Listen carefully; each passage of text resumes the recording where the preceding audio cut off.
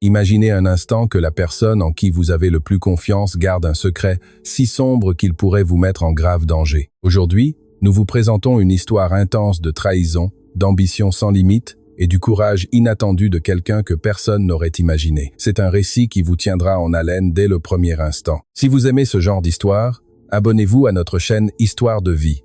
Nous publions du contenu tous les jours. Alors, laissez un pouce bleu si cette histoire vous a déjà captivé et dites-nous en commentaire d'où vous nous regardez et à quelle heure vous nous écoutez.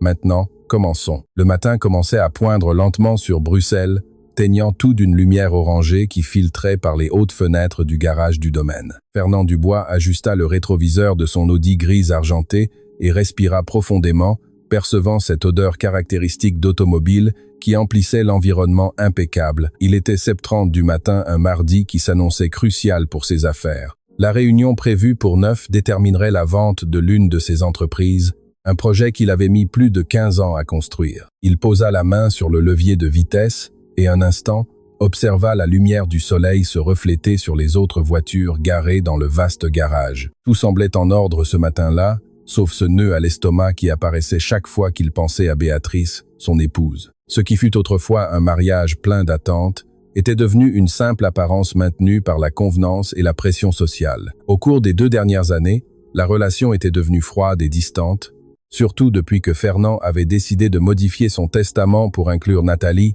sa fille de son premier mariage. Il était sur le point d'allumer le moteur lorsque des cris éclatèrent depuis la porte latérale du garage. C'étaient des voix désespérées, chargées d'urgence et de peur. Il fronça les sourcils, déconcerté, essayant de comprendre d'où venait cette agitation si inhabituelle. En 15 ans de travail pour la famille, Madame Hélène n'avait jamais élevé la voix de cette manière. Elle avait toujours été une femme discrète, éduquée et respectueuse, gardant son calme en tout temps.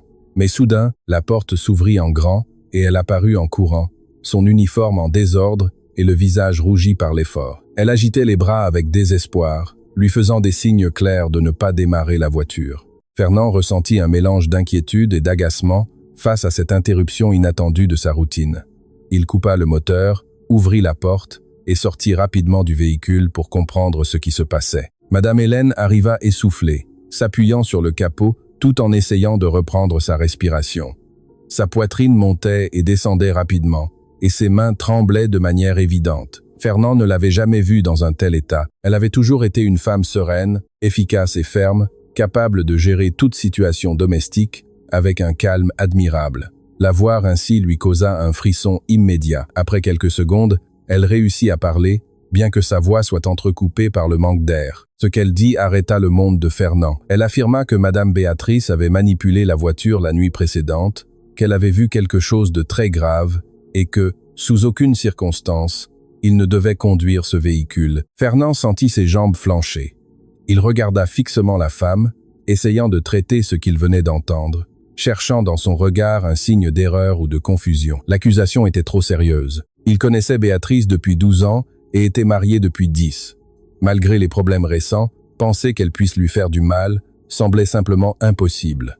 Il lui demanda si elle était absolument certaine ou s'il s'agissait d'un malentendu. Madame Hélène secoua la tête, tandis que des larmes commençaient à s'accumuler dans ses yeux. Toujours agitée, elle commença à raconter en détail tout ce dont elle avait été témoin. Elle raconta que la nuit précédente, vers minuit, elle s'était rendue compte qu'elle avait laissé son sac dans la cuisine. Comme elle devait prendre le bus très tôt le lendemain et qu'elle y gardait son argent et ses documents, elle décida d'y retourner. En entrant par la porte de service, qui restait toujours sans clé pour l'accès du personnel, elle remarqua une lumière faible allumée à l'intérieur du garage. Poussée par l'inquiétude et craignant qu'il ne s'agisse d'un intrus, Madame Hélène avança avec une extrême discrétion. C'est alors qu'elle distingua clairement la silhouette de Béatrice, illuminée par la lumière d'une lampe de poche. L'épouse de son patron portait des vêtements entièrement sombres, très différents des tenues élégantes et coûteuses qu'elle avait l'habitude de porter au quotidien.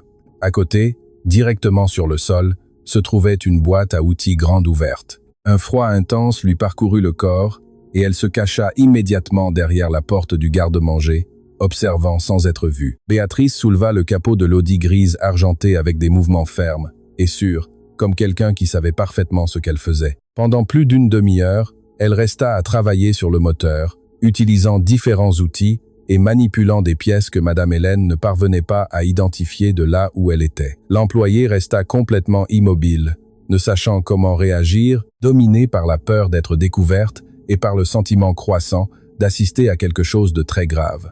Ce qui la perturba le plus fut d'entendre Béatrice parler seule pendant qu'elle faisait tout cela. Bien que sa voix fût basse, le silence de la nuit faisait que chaque mot s'entendait clairement. Elle répétait des insultes contre Fernand et murmurait sur le chemin dangereux qu'il prendrait le lendemain en direction de Liège, où il aurait cette réunion si importante. Elle disait aussi qu'elle obtiendrait enfin tout ce qu'elle croyait mériter et qu'elle n'était pas disposée à accepter ce qu'elle considérait comme une humiliation après les changements dans l'héritage. Quand elle eut fini, ses mains étaient couvertes de graisse.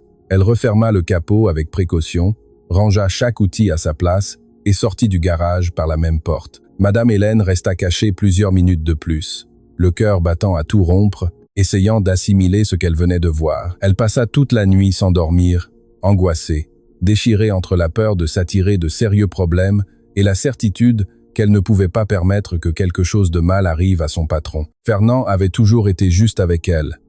Il n'avait jamais manqué de la payer, respectait ses horaires et ne l'avait jamais traitée avec mépris. C'était un homme bon et elle savait que garder le silence lui serait insupportable. En écoutant tout le récit, Fernand eut l'impression que le sol disparaissait sous ses pieds. Il regarda la voiture, le capot brillant sous la lumière pâle du matin, puis se reporta sur le visage de Madame Hélène. L'honnêteté dans son regard était indéniable. Il n'y avait aucune raison pour qu'elle invente quelque chose de pareil. Elle n'avait jamais montré de ressentiment ni d'intérêt à provoquer des conflits. Elle avait toujours été loyale et dévouée. Les mains tremblantes, Fernand s'approcha lentement de l'avant du véhicule. Il n'était pas mécanicien et ses connaissances en moteur étaient limitées. Mais quelque chose en lui exigeait de le vérifier par lui-même. Il souleva le capot et commença à examiner attentivement. Au début, tout semblait normal, mais il remarqua bientôt des détails étranges. Il y avait des marques récentes sur certaines pièces, des signes évidents que des outils avaient été utilisés récemment. C'est alors qu'il observa que les câbles du système de freinage présentaient une coupure trop nette pour être fortuite. Il n'était pas nécessaire d'être un expert pour comprendre que cela n'était pas le produit de l'usure. Quelqu'un les avait coupés intentionnellement, probablement avec un outil comme une pince. La certitude le submergea d'un poids écrasant. Il s'éloigna de la voiture avec une sensation de nausée. La femme avec qui il partageait sa vie avait tenté de lui faire quelque chose de vraiment grave. Madame Hélène s'approcha doucement et posa une main sur son bras dans un geste silencieux de soutien. Fernand la regarda et pour la première fois depuis de nombreuses années, il sentit que les larmes menaçaient de monter. Il la remercia d'une voix brisée, lui assurant qu'elle lui avait sauvé la vie. Elle répondit avec humilité qu'elle n'avait fait que ce que toute personne décente aurait fait. Il lui demanda alors de retourner dans l'arrière-maison et de ne rien dire à personne. Il avait besoin de réfléchir clairement, de comprendre quoi faire face à une situation si choquante. La femme accepta et se retira, toujours visiblement perturbée. Seul dans le garage, Fernand s'appuya contre le mur et ferma les yeux avec force, essayant de mettre de l'ordre dans le tourbillon de pensées qui l'envahissait. Comment en étaient-ils arrivés là? À quel moment leur mariage s'était-il tellement détérioré pour que Béatrice envisage quelque chose de pareil? Il se rappela clairement les récentes disputes, surtout celles si intenses liées au testament.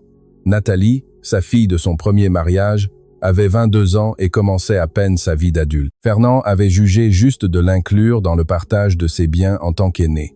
Mais Béatrice réagit avec une fureur démesurée, l'accusant de trahison et d'ingratitude. Malgré tout, il n'avait jamais imaginé que ce conflit puisse dégénérer en quelque chose d'une gravité si extrême. Béatrice avait toujours montré une ambition marquée, quelque chose que Fernand connaissait depuis le début de leur relation. Elle venait d'une famille de la classe moyenne respectable et s'était rapidement laissée séduire par le style de vie luxueux qu'il pouvait lui offrir. Pendant les premières années, cela ne semblait pas poser de problème réel, car elle se montrait attentive, affectueuse et apparemment intéressée au-delà du matériel. Avec le temps, cependant, Fernand commença à remarquer un changement évident. L'attention de Béatrice n'était plus centrée sur la relation, mais de plus en plus sur l'argent et tout ce qui l'entourait. Au cours des 2 dernières années, surtout depuis que Nathalie était redevenue une partie active de sa vie, la cohabitation était devenue tendue au point de devenir insupportable. Béatrice lançait des commentaires empoisonnés sur sa belle-fille, insinuant constamment que la jeune femme cherchait seulement à bénéficier de la fortune de son père.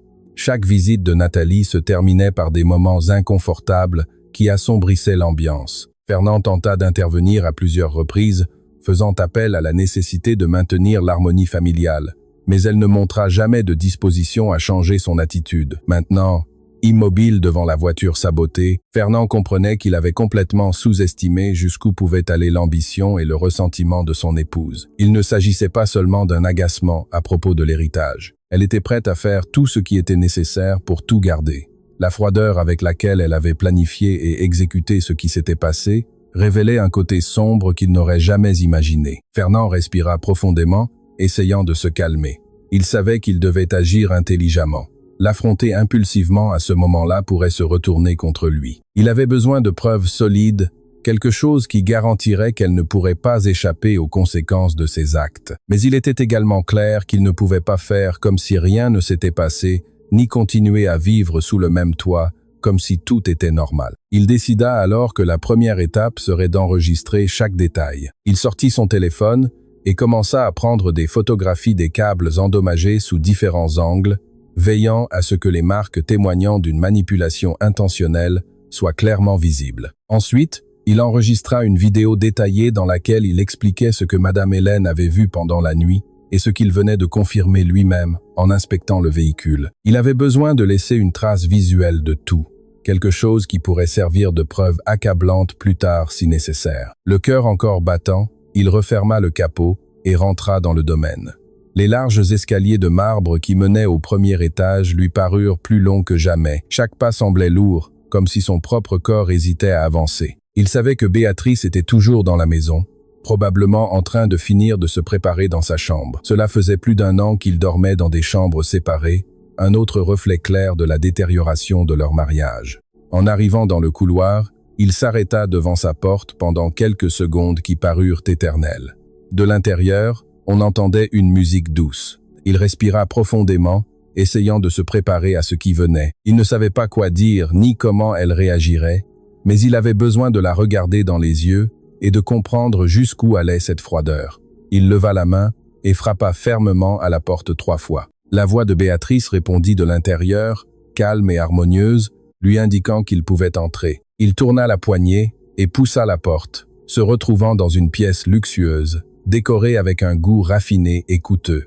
Les rideaux de soie couvraient les baies vitrées, une coiffeuse ancienne occupait une place de choix, et l'air était imprégné d'un parfum importé. Béatrice était assise devant le miroir, appliquant un rouge à lèvres rouge avec des mouvements précis. Elle portait une élégante robe bleu foncé, ses cheveux parfaitement coiffés et les bijoux qu'elle portait reflétaient la lumière chaude de la pièce. À son âge, elle maintenait une apparence impeccable, résultat de soins constants et de traitements exclusifs. À travers le miroir, elle remarqua la présence de Fernand à la porte et lui offrit un sourire. Ce geste fut ce qui l'inquiéta le plus. C'était un sourire naturel, détendu, même chaleureux. Comment pouvait-elle se montrer ainsi après ce qu'elle avait fait? La contradiction entre ce qu'il savait et la tranquillité qu'elle projetait était perturbante. Béatrice pivota sur sa chaise et le regarda directement, croisant les jambes avec élégance. Elle lui demanda s'il allait bien, commentant qu'elle le voyait pâle. Elle exprima même l'espoir qu'il ne soit pas malade juste ce jour si important pour ses affaires. Ses mots semblaient chargés de préoccupation, mais maintenant Fernand percevait quelque chose de différent, une fausseté subtile qui avait probablement toujours été là, bien qu'il n'ait jamais voulu la voir. Puis elle lui demanda s'il pensait partir bientôt pour éviter les embouteillages, lui rappelant à quel point le chemin vers Liège devenait compliqué après 8 du matin. Fernand avança un peu plus dans la pièce et referma la porte avec précaution. Il savait qu'il devait garder son calme. Il ne pouvait pas permettre qu'elle soupçonne qu'il savait déjà tout. Pour l'instant, il devait agir avec prudence. Il répondit tranquillement que tout allait bien, qu'il avait simplement mal dormi en pensant aux détails de l'affaire qu'il conclurait ce jour-là. Béatrice hocha la tête, compréhensive, se leva avec élégance et se dirigea vers le dressing pour prendre un sac. Pendant ce temps, Fernand observait chacun de ses mouvements, cherchant le moindre signe de tension, la moindre fissure dans cette apparente normalité, mais elle se montrait complètement sereine, organisant ses affaires et commentant avec enthousiasme ses plans de la journée. Elle mentionna qu'elle avait rendez-vous dans son salon de beauté et qu'elle rencontrerait plus tard des amis pour déjeuner dans leur club privé. Alors, Fernand décida de tâter le terrain. D'un ton désinvolte, il commenta qu'il envisageait de faire réviser la voiture, car ces derniers jours, il avait remarqué des bruits étranges dans le moteur. Il resta attentif à sa réaction. Béatrice leva à peine le regard et avec une indifférence totale, répondit que c'était une bonne idée, car il ne pouvait pas se permettre d'avoir des problèmes mécaniques à un moment aussi important. La froideur brutale de cette réponse si brève finit par confirmer tout ce que Fernande avait besoin de comprendre à son sujet. Il était évident que Béatrice désirait ardemment qu'il utilise cette même voiture. Non seulement elle s'y attendait, mais elle l'avait complètement calculé. À cet instant, une pression intense lui oppressa la poitrine, fruit d'un mélange accablant de colère contenue et d'une tristesse si profonde qu'il parvint à peine à contrôler l'envie de l'affronter en criant sur le champ. Cependant, les mots de Madame Hélène revinrent avec force à son esprit, surtout ces phrases sombres que Béatrice avait prononcées seule dans le garage. Tout concordait de manière inquiétante. Cette femme n'avait rien improvisé. Elle avait conçu chaque détail avec une précision effrayante, et Fernand savait que s'il n'agissait pas avec une extrême prudence, il courait le risque de ne rien pouvoir prouver. C'est pourquoi il décida de changer d'approche. Il marcha calmement, feignant la sérénité, et s'assit dans le fauteuil près de la fenêtre. De là, il adopta un ton sérieux et commença à lui parler de leur mariage.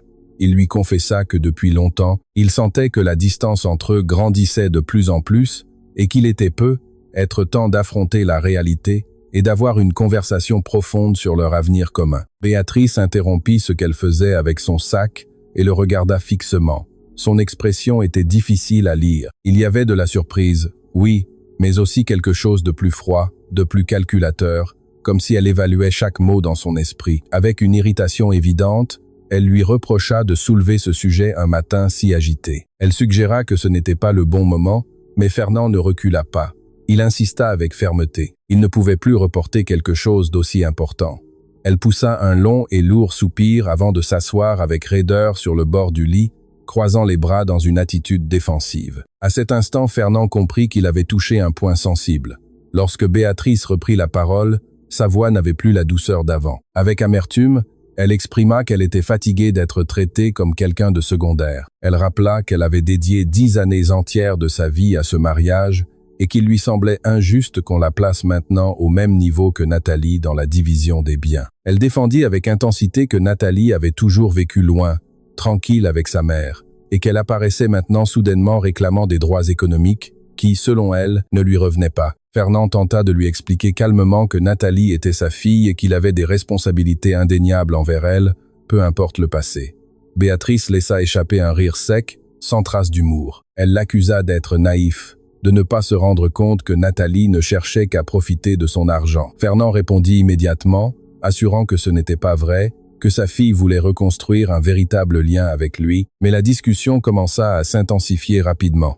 Béatrice se leva brusquement et marcha vers la fenêtre, lui tournant le dos. Elle éleva la voix, disant qu'elle se sentait humiliée par la façon dont il avait modifié le testament sans la consulter. Elle affirma avec fermeté qu'en tant qu'épouse légale, elle devait avoir une priorité absolue. Fernand, s'efforçant de garder son calme, expliqua que son intention était d'être juste envers les deux, qu'il ne lui enlevait rien d'essentiel, mais il était évident qu'elle ne voulait pas écouter. Elle se tourna brusquement vers lui, et son expression avait complètement changé. Il y avait une dureté féroce dans son regard, une détermination que Fernand connaissait déjà, celle-là même qui apparaissait quand elle voulait obtenir quelque chose et n'acceptait pas un non. D'un ton ferme, elle précisa qu'elle n'accepterait pas un divorce qui la laisserait avec moins que ce qu'elle considérait comme sien. Elle déclara que le contrat de mariage signé 10 ans auparavant était injuste et qu'elle était prête à se battre devant les tribunaux pour chaque centime. Fernand, essayant d'apaiser la situation, proposa de renégocier les termes pour trouver une solution équilibrée, mais Béatrice refusa avec mépris. Elle dit sans détour qu'elle ne comptait pas se contenter de miettes. Son intention était de tout garder. Alors, elle commença à énumérer un par un les biens qu'elle considérait comme siens, le domaine, les affaires, les comptes bancaires, les investissements. Chaque mot provoquait à Fernand un frisson glacé qui lui parcourait le dos. C'était comme si elle décrivait un avenir où il n'existait plus. Ce fut à ce moment que Béatrice dit quelque chose qui le paralysa. Elle le regarda directement avec une expression mêlant défi et menace. D'un ton sombre, elle commenta que la vie humaine était fragile et imprévisible. Elle ajouta, avec un calme inquiétant, que les accidents se produisaient tous les jours, surtout sur les routes dangereuses, faisant une référence claire au trajet qu'il devait prendre vers Liège. Puis, presque avec indifférence, elle insinua combien il serait terrible que quelque chose lui arrive justement maintenant, alors qu'il avait tant d'affaires multimillionnaires en jeu. Ces mots étaient soigneusement choisis pour ne pas l'incriminer directement, mais l'intention était impossible à ignorer. Fernand sentit son estomac se nouer. Là, devant lui, était la confirmation absolue de tout ce que Madame Hélène lui avait dit. Béatrice n'avait pas seulement manipulé les freins, elle se sentait aussi si sûre d'elle qu'elle osait le laisser entendre sans crainte. Il se leva du fauteuil, luttant pour garder son sang-froid. D'une voix tendue, il dit qu'il devait partir, qu'il ne pouvait pas être en retard à sa réunion. Béatrice lui offrit un sourire, le même qui lui paraissait maintenant complètement perturbant. Elle s'approcha à pas doux et ajusta le revers de son costume dans un geste qui auparavant aurait semblé affectueux, mais qui maintenant ressemblait à une moquerie cruelle. D'une voix douce, elle lui souhaita un bon voyage et un retour sans problème. Fernand quitta la chambre presque immédiatement, sentant ses jambes faibles. Il descendit les escaliers en s'accrochant à la rampe, comme s'il avait besoin de se soutenir pour ne pas tomber. Arrivé au rez-de-chaussée, il se dirigea directement vers son bureau, ferma la porte à clé et s'isola. Il se laissa tomber dans le fauteuil derrière son bureau et se couvrit le visage de ses mains, essayant d'assimiler tout ce qui s'était passé. La certitude que Béatrice avait tenté de mettre fin à sa vie d'une manière si calculée était dévastatrice. Au milieu du silence, son esprit commença à voyager dans le passé. Il se rappela les années partagées, les voyages, les moments qui furent autrefois heureux, et une question douloureuse commença à se former en lui. Si elle avait toujours été ainsi, ou s'il ne l'avait jamais vraiment connue. Merci de nous accompagner jusqu'à ce point de l'histoire. Si ce que vous écoutez vous captive, n'oubliez pas de vous abonner à la chaîne. Maintenant, dites-moi, que croyez-vous qu'il se passera après que Fernand ait découvert toute la vérité sur le sombre plan de son épouse? Je vous lis dans les commentaires avant de continuer. Béatrice avait-elle toujours été aussi froide et calculatrice, ou a-t-elle changé avec le temps, consumée petit à petit par l'ambition et le ressentiment? À ce moment, Fernand n'avait pas de réponse claire. La seule chose qu'il savait avec certitude, c'est qu'il ne pouvait plus faire semblant que tout allait bien. Les mains encore tremblantes, il prit son téléphone et composa le numéro d'Arthur Lambert, son avocat de confiance depuis plus de 20 ans. Arthur répondit immédiatement d'un ton enjoué, demandant si tout était prêt pour l'importante réunion de ce matin. Fernand ne lui laissa pas le temps de continuer. D'une voix tendue, il lui demanda de venir au domaine immédiatement. Il lui expliqua rapidement que quelque chose d'extrêmement grave s'était produit, quelque chose dont on ne pouvait pas parler au téléphone, sous aucune circonstance. L'urgence dans son ton fut suffisante pour qu'Arthur comprenne qu'il s'agissait d'une affaire sérieuse. L'avocat lui assura qu'il annulerait tous ses engagements et qu'il serait là dans environ 40 minutes. En raccrochant, Fernand fit un autre appel, cette fois à l'entreprise de transport exécutif qu'il avait l'habitude d'engager. Il annula le véhicule qui devait le conduire à Liège, alléguant un imprévu inévitable qui l'obligeait à reprogrammer la réunion. En attendant, son esprit revenait sans cesse à Madame Hélène.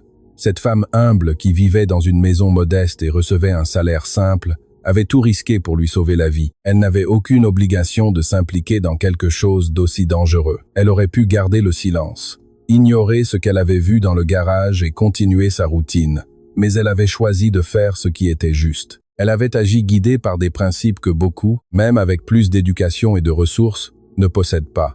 À cet instant, Fernand prit une décision ferme. Peu importe ce qu'il adviendrait de son mariage, il se chargerait personnellement de la récompenser comme elle le méritait. Les mots ne suffisaient pas.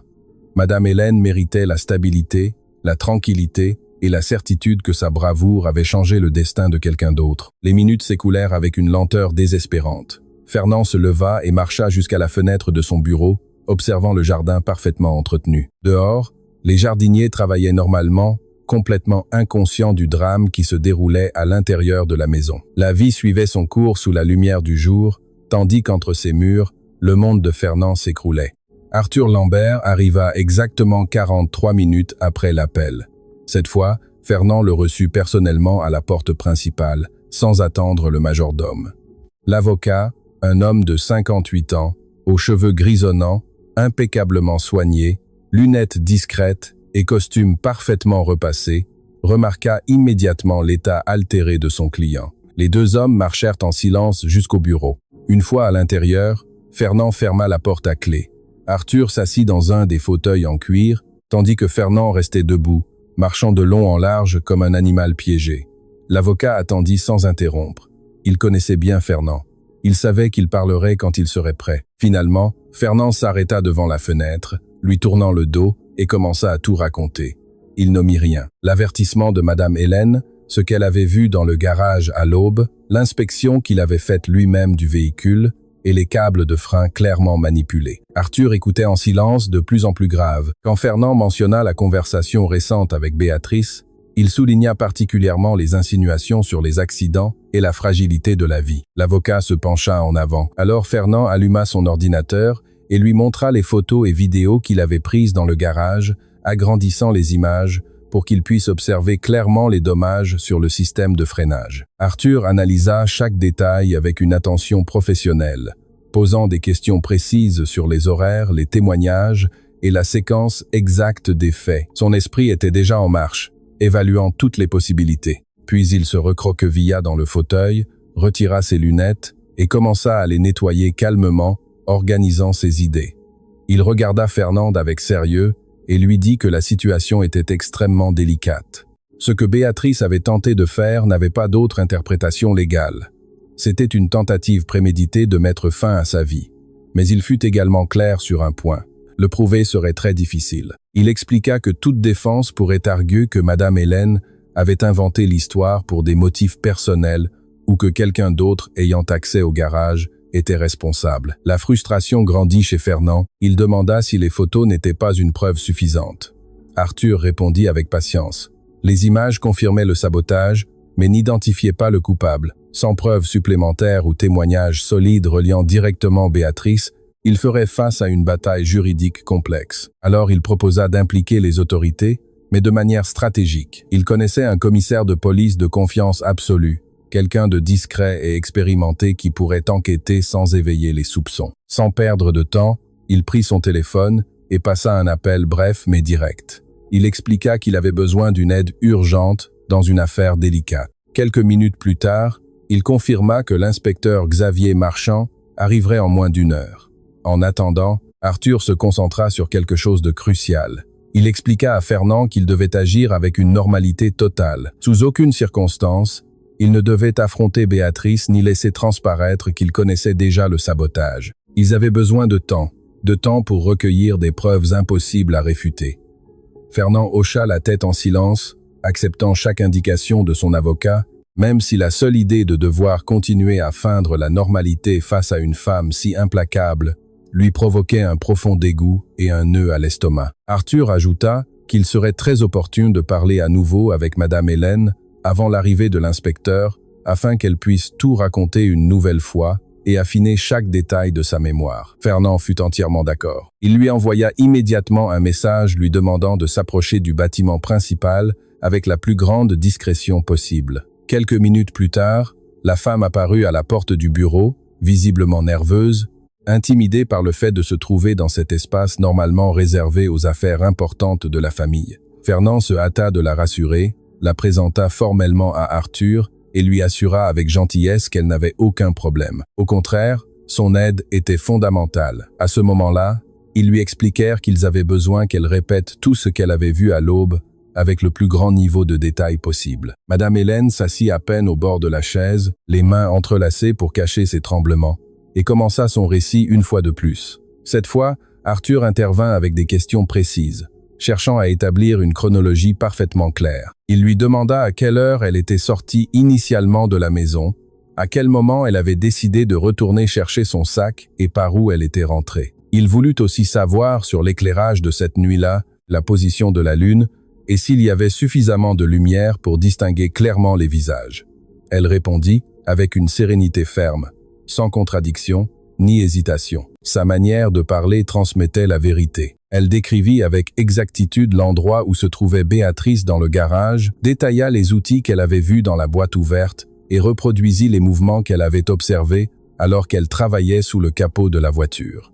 De plus, elle répéta mot pour mot ces phrases inquiétantes qu'elle avait entendues sur le fait de tout garder, sur la dangerosité de cette route et sur la façon dont elle obtiendrait enfin ce qu'elle désirait. Son témoignage était solide, remplie de petits détails impossibles à inventer avec autant de précision. Arthur la remercia profondément pour son courage et lui expliqua qu'un inspecteur arriverait bientôt et qu'elle devait raconter exactement la même chose, sans rien omettre ni ajouter. Madame Hélène hocha la tête avec détermination, assurant qu'elle ferait tout ce qui était nécessaire pour aider. Peu de temps après, l'inspecteur Xavier Marchand arriva ponctuellement au domaine. C'était un homme d'apparence sérieuse, avec les années reflétées sur son visage et dans les cheveux grisonnants qui dominaient déjà sa chevelure. Il était en civil et portait une mallette en cuir usée par l'usage. Arthur le reçut avec familiarité, précisant qu'ils avaient déjà travaillé ensemble à d'autres occasions. Une fois en privé, Fernand raconta tout pour la 3e fois, exposant chaque détail sous le regard attentif de l'inspecteur. Xavier écouta avec une concentration absolue, prenant quelques notes sur un petit carnet. Ayant terminé, il demanda à revoir tout le matériel visuel et sollicita d'interroger personnellement Madame Hélène. La femme retourna au bureau et, avec une admirable dignité, raconta à nouveau ce qui s'était passé, maintenant la même cohérence dans chaque détail. L'inspecteur l'écouta sans interrompre et, à la fin, posa quelques questions supplémentaires, cherchant à éclaircir des points clés. Quand elle eut fini, il lui permit de se retirer. Puis il se pencha sur son siège et poussa un profond soupir. Il confirma que l'affaire était grave et qu'il y avait suffisamment d'éléments pour ouvrir une enquête formelle contre Béatrice. Cependant, il avertit également qu'il devait agir avec une extrême prudence. Il expliqua que les affaires impliquant de grandes fortunes ont tendance à devenir complexes, avec des avocats capables de construire des versions alternatives convaincantes et de remettre en question la crédibilité des témoins, transformant tout en une bataille longue et épuisante. Il souligna que le plus urgent était d'obtenir des preuves physiques irréfutables qui relieraient directement la suspecte aux faits. C'est alors qu'il proposa une idée audacieuse, effectuer une fouille à l'intérieur de la maison même, spécifiquement dans la chambre de Béatrice et parmi ses effets personnels, dans le but de trouver les outils utilisés ou toute preuve la reliant au sabotage. Il précisa qu'il pouvait obtenir un mandat judiciaire basé sur le témoignage et les preuves existantes, mais cela prendrait du temps et la présence policière pourrait l'alerter. À cet instant, Fernand eut une idée. Il se rappela que Béatrice avait mentionné qu'elle passerait toute la journée dehors, d'abord au salon de beauté, puis dans son club exclusif. Cela leur donnait plusieurs heures pour fouiller sa chambre, sans éveiller les soupçons. Xavier hésita au début, soulignant qu'une perquisition sans mandat judiciaire pourrait compromettre la validité de toute preuve. Mais Arthur intervint, arguant que Fernand, en tant que propriétaire de la maison, avait l'autorité de permettre l'accès. C'était une zone légale délicate, mais l'inspecteur finit par accepter le risque, surtout s'il parvenait à trouver quelque chose de décisif. Ils décidèrent d'attendre que Béatrice soit partie. Fernand, avec prudence, envoya un message au chauffeur, lui demandant de l'avertir dès qu'il l'aurait déposée à destination. 15 minutes plus tard, la réponse arriva. Béatrice était déjà en route vers un prestigieux salon dans un quartier exclusif et prévoyait d'être absente pratiquement toute la journée. C'était l'occasion qu'ils attendaient. Sans perdre de temps, Xavier, Arthur et Fernand montèrent rapidement les escaliers vers la chambre de Béatrice. Ils emmenèrent également Madame Hélène pour qu'elle puisse identifier tout objet lié à ce qu'elle avait vu. En entrant, tout était impeccable. Le lit parfaitement fait, pas un seul vêtement égaré, pas le moindre désordre. Béatrice était extrêmement méticuleuse avec son espace, une qualité que Fernand avait toujours admirée, mais qu'il commençait maintenant à voir sous une lumière complètement différente. Cette même obsession de l'ordre, qui pendant des années avait été une qualité admirable, jouait maintenant complètement contre elle. Les personnes aussi méthodiques ont tendance à organiser leurs affaires de manière prévisible, presque mécanique, et cela faciliterait grandement l'inspection qu'ils étaient sur le point de réaliser. Les 4 se dirigèrent directement vers l'énorme dressing qui occupait tout un mur de la chambre. Là, ils trouvèrent des étagères parfaitement organisées, avec des chaussures rangées par couleur, des sacs de designer classés par taille et une quantité impressionnante de vêtements suspendus, avec un espacement millimétrique entre chaque pièce. Xavier commença à tout inspecter avec un soin extrême, examinant chaque recoin en silence, attentif aux moindres détails inhabituels.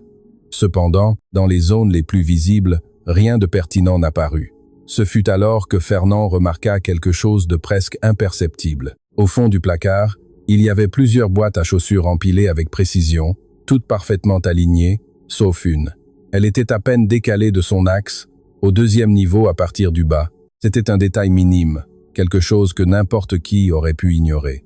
Mais Fernand connaissait trop bien l'obsession de Béatrice pour la perfection. Elle ne laisserait jamais quelque chose comme ça par négligence. Xavier prit la boîte avec le plus grand soin, utilisant un mouchoir pour ne pas la contaminer de nouvelles empreintes. En l'ouvrant, ce qu'ils trouvèrent ne fut pas une paire de chaussures, mais des gants industriels en caoutchouc de couleur foncée. Même à l'œil nu, on pouvait remarquer des taches de graisse et de saleté récentes. Madame Hélène s'approcha et, sans hésiter, confirma que c'était exactement les mêmes gants qu'elle avait vus dans les mains de Béatrice ce matin-là. L'inspecteur signala que cette découverte, ajoutée aux témoignages et aux images du véhicule, commençait à former un dossier solide, mais qu'il ne pouvait pas s'arrêter là. Il suggéra de vérifier également la trace numérique de Béatrice, en particulier son ordinateur et son téléphone. Fernand se rappela qu'elle avait un ordinateur portable dans la chambre qu'elle utilisait principalement pour les achats en ligne et les réseaux sociaux. L'équipement était posé sur un bureau près de la fenêtre sans aucune protection. Un instant, il hésita. Accéder à son ordinateur représentait une invasion importante de sa vie privée, même compte tenu de tout ce qui s'était passé. Mais Arthur intervint, lui rappelant qu'ils essayaient d'éviter qu'elle reste impunie pour un acte extrêmement grave. Parfois, il était nécessaire de prendre des décisions inconfortables pour que la vérité éclate. L'ordinateur n'avait pas de mot de passe. Un autre signe clair de la confiance excessive de Béatrice. Xavier ouvrit le navigateur avec précaution, utilisant à nouveau le mouchoir. Ce qu'ils trouvèrent fut encore plus probant que les gants. Au cours des 3 derniers mois, elle avait effectué des dizaines de recherches liées à la mécanique automobile. Elle avait approfondi les systèmes de freinage, essayant de comprendre leur fonctionnement et leurs points les plus critiques. Elle avait visité des forums spécialisés, lisant sur les pannes courantes, mais le plus inquiétant était autre chose. Elle avait également recherché des informations sur les accidents sur les routes dangereuses, examinant les statistiques sur les défaillances mortelles des freins. Elle avait même regardé des tutoriels sur la manière d'identifier les points vulnérables d'un véhicule. Xavier commença à enregistrer chaque adresse web pertinente, prenant des captures d'écran comme preuve. Arthur observait tout en silence, secouant la tête. C'était comme si Béatrice avait laissé un enregistrement détaillé de ses intentions, une sorte de carte numérique de son plan. Fernand ressentait des émotions mitigées. D'un côté, un soulagement d'avoir des preuves aussi claires, mais en même temps une horreur profonde en comprenant à quel point tout avait été calculé. La révision continua et ils trouvèrent d'autres recherches. Héritage multimillionnaire, droit du conjoint survivant, assurance vie, procédure légale après des événements tragiques. Tout formait un tableau sombre, impossible à ignorer. Xavier ferma l'ordinateur et se tourna vers eux avec fermeté. Il déclara qu'il disposait désormais de preuves suffisantes pour avancer légalement. Les gants tachés, le témoignage solide, les photographies du sabotage et l'historique numérique constituaient un dossier très solide. Il informa qu'il demanderait immédiatement un mandat formel pour procéder légalement et pour interroger Béatrice. Arthur fut d'accord, mais proposa d'aller plus loin. Il se rappela que Béatrice reviendrait dans l'après-midi, s'attendant probablement à des nouvelles d'un accident. Sa réaction en trouvant Fernand sain et sauf pourrait être clé. Xavier considéra l'idée et proposa de monter une opération discrète. Des agents en civil seraient sur la propriété avant son arrivée. Fernand accepta sans hésiter, bien que l'idée de continuer à agir normalement le remplissait de tension. Ils descendirent à nouveau au bureau, où Xavier commença à tout coordonner par téléphone. Il profita de ce temps pour rédiger la déclaration formelle de Fernand. Les heures suivantes parurent éternelles. Fernand tenta de se concentrer sur son travail, de répondre à des courriers et de passer des appels, mais son esprit revenait sans cesse au moment qui approchait. Arthur resta à ses côtés, le soutenant et le préparant à ce qui allait arriver.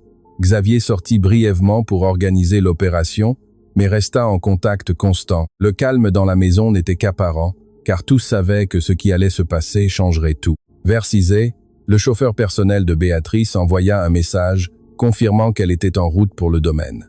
Tout s'était déroulé exactement comme elle l'avait prévu. Elle s'était d'abord détendue dans un salon de beauté exclusif, puis avait déjeuné dans son club privé avec ses amis.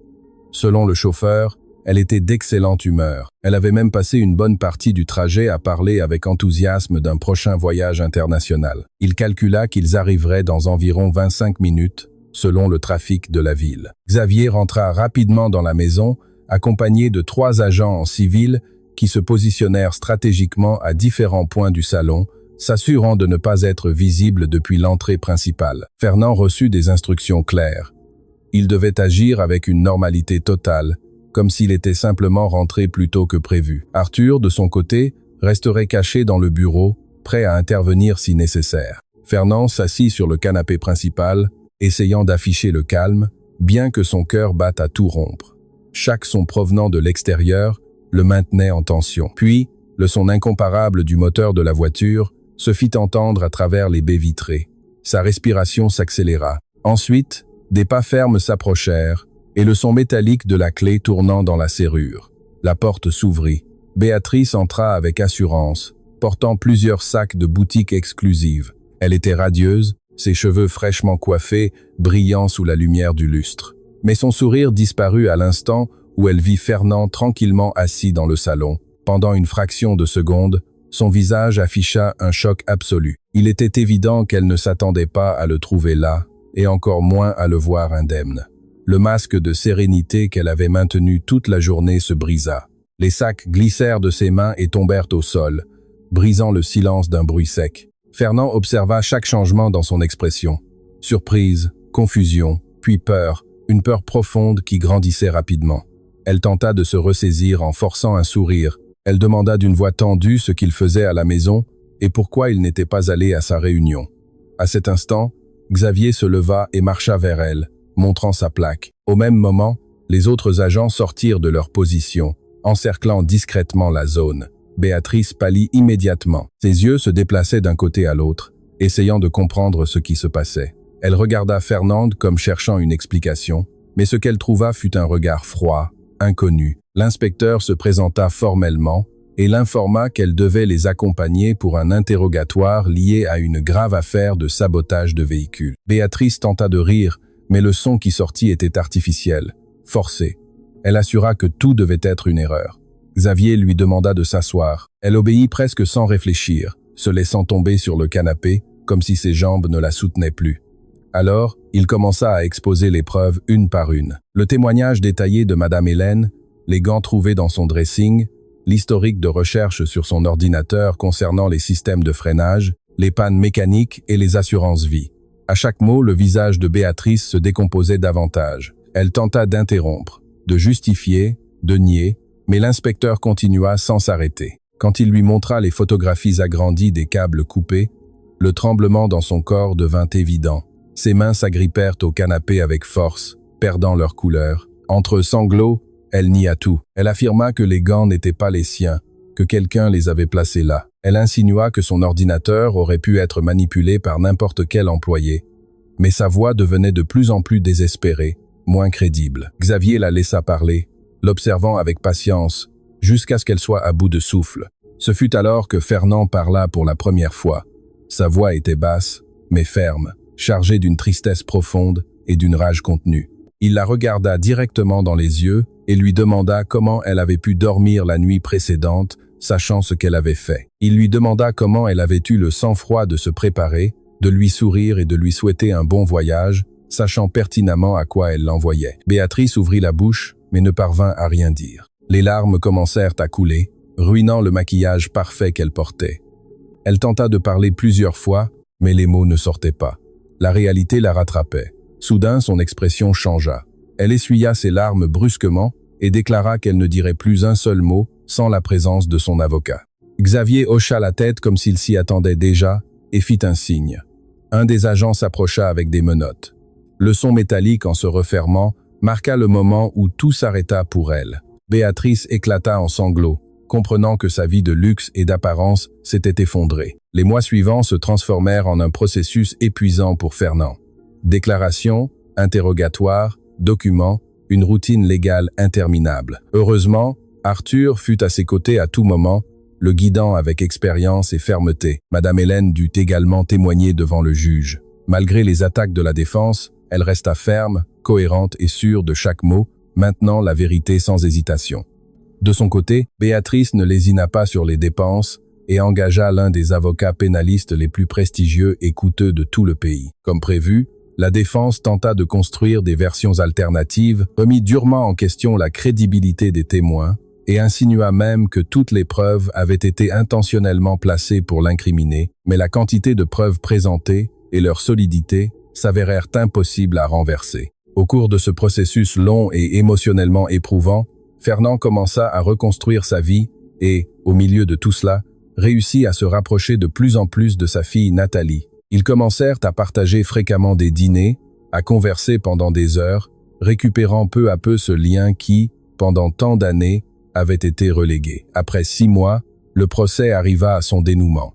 Le verdict fut sans appel. Le jury la déclara coupable de toutes les accusations et le juge, considérant la planification évidente et la froideur avec laquelle elle avait exécuté son plan, prononça une sentence de 6 ans de prison dans un établissement pénitentiaire de haute sécurité. Après tout ce qui s'était passé, Fernand prit une décision importante. Il vendit le domaine. Il ne pouvait plus vivre dans un lieu chargé de souvenirs si sombres. À la place, il acheta un appartement plus petit, confortable et situé dans un quartier tranquille. Presque un an après la sentence, il décida de rendre visite à Madame Hélène dans son nouveau foyer. C'était une maison simple, mais accueillante, qu'elle avait réussi à acquérir grâce à la récompense qu'il lui avait accordée en signe de gratitude. La femme le reçut avec une étreinte sincère et l'invita à entrer dans sa cuisine impeccable. Ils partagèrent un café fraîchement moulu, tout en conversant sur leur nouvelle vie. Fernand l'observait avec admiration. Elle semblait plus tranquille, plus heureuse. Elle lui parla des visites constantes de ses petits-enfants et du jardin fleuri qu'elle avait réussi à cultiver de ses propres mains, réalisant ainsi l'un de ses rêves les plus chers. Avant de prendre congé, Fernand lui exprima à nouveau ce qu'elle signifiait pour lui. Sa bravoure n'avait pas seulement fait une différence, elle lui avait sauvé la vie. Grâce à son exemple, il avait compris quelque chose de fondamental. Ni l'argent ni le statut ne garantissent la qualité humaine. Souvent, la véritable richesse se trouve chez les personnes les plus humbles. Inspiré par cette leçon, il décida de créer une fondation dédiée à soutenir les travailleuses domestiques en leur offrant un accès à l'éducation, à un logement décent et à de meilleures opportunités. Merci de nous avoir accompagnés jusqu'à la fin de cette histoire percutante. Espérons que ce récit nous laisse une réflexion claire. La valeur d'une personne ne se mesure pas à ce qu'elle possède, mais à ses actions quand personne ne l'observe et à sa capacité à faire ce qui est juste, même dans les moments les plus difficiles. Si cette histoire vous a ému, n'oubliez pas de vous abonner à la chaîne pour continuer à profiter de plus de récits comme celui-ci. Vous pouvez également aimer la vidéo et la partager avec ceux qui, selon vous, ont besoin d'entendre une telle histoire.